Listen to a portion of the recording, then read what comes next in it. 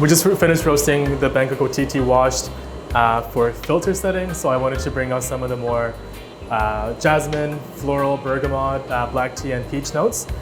In this case, yes, the same flavors will be there, but I want to roast for espresso. So I have the same initial heat settings here, and initial preheat settings, and I actually have what I just roasted in the background as a reference graph, and you will see it showing faintly in the background as we roast. My goal is to hit the first crack a little bit later. Actually, I'm going to go to 8 to start for hot air, and 7 halogen. I'm actually going to start to hit for color change a little bit sooner with these 2 higher heat settings. And then starting from color change, I'm going to drastically reduce compared to my last graph. All right, here we go. So immediately, we should see the hot air graph starting a little bit higher. You might be able to see the drum temperature not decreasing as much. Turning point should also be a little bit quicker and at a higher temperature. But you can really see the overall energy applied by hot air by looking at the area under the graph of this red line. Turning point estimate should be around 117, 118. And my heat setting ready to go to 9.5.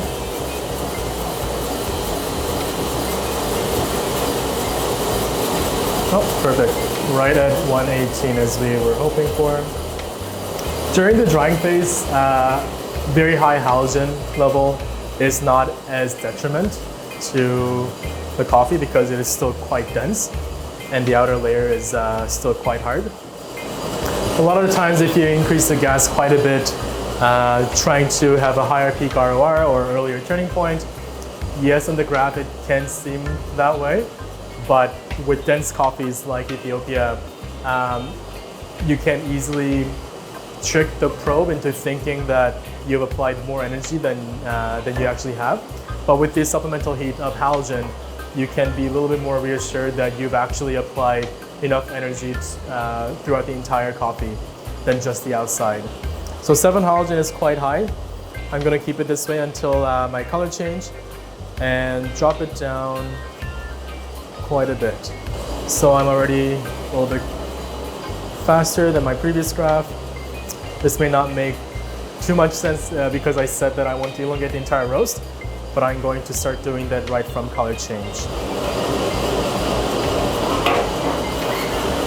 All right, color change is happening a little under 140. Down to 3 on the halogen and to 9 on hot air. This is going to decrease the drum temperature temp quite a bit, allowing heat to dissipate a little bit quicker from the drum. It is still a very thermally stable drum, 5 steel layers, so I'm not too worried about a big dip in the drum temperature. And as you can see, right until color change, I did use overall more hot air energy. Look at the area under the graph. But from color change, I'm going to start arching down. So my bean temperature graph should also actually start dipping below the reference graph relatively shortly. 145. I'm gonna put halogen down to 2, and I'll probably coast it at 2 until first crack or almost towards the end. So my ROR graph is now visibly dipped under my reference graph a little bit, which means that I should start dipping under the reference graph of the internal as well. I'm gonna go another notch to 8.5 on my heat setting, which is earlier once again than my reference graph. And I should immediately see my hot air graph dipping. So I marked the first crack around 169 last time. So I'm going to assume I'm going to hit first crack around 170, 171 and try to work backwards using the ROR to aim for around the same time or a little longer for first crack. So I wanted the whole roast to be longer. So 165, so we're gonna hit I mean, at this rate, we're gonna hit the first crack right around 9-minute mark, which is what we were hoping for. But probe unreliability, as it is the case with measuring anything in the world, we might hit a little bit sooner. So last time we started hearing cracks around this time.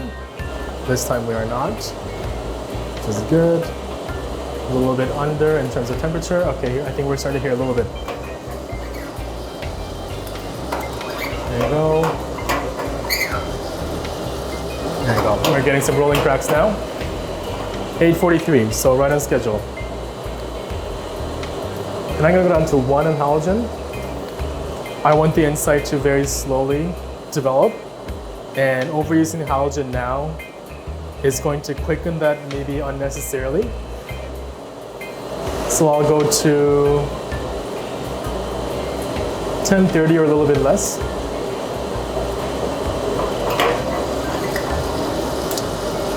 And as it's cracking, I'm getting really nice sweet floral notes, peaches and milk chocolate. So hopefully this roasting style will give me espresso that is easier to work with in milk. Because sometimes when you get beautiful espresso, like an Ethiopian espresso or Kenyan espresso, on its own, maybe it scores very high and it tastes very good, but sometimes you get that very unpleasant sour taste when mixed with milk. So I'm hoping to try to achieve coffee that will help mitigate that. So 10:05. I'm going to drop the heat quite a bit and see that last bit drop and go to 10. Let's go all the way to 10:30. If my purpose is for espresso, and not to score the highest point in a competition espresso, but for shop use, I think my customers are going to be very happy with this development. Perfect. All right.